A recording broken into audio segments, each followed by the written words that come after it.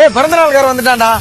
Happy birthday to you, happy birthday to you.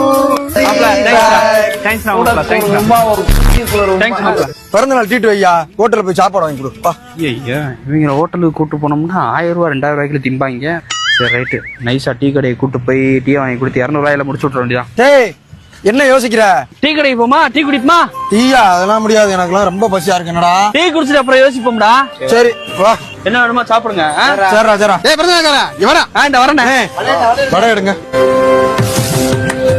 A few moments later. சரி நான் வரேன். சாப்பிட்டீங்களா?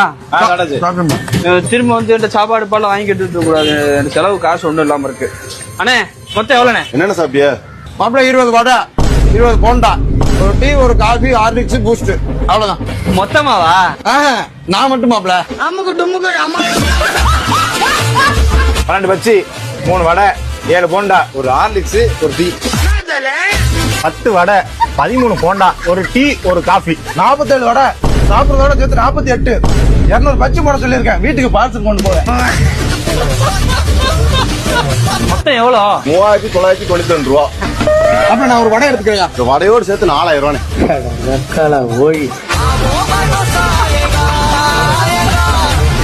ஐயோ ராஜா நல்லது.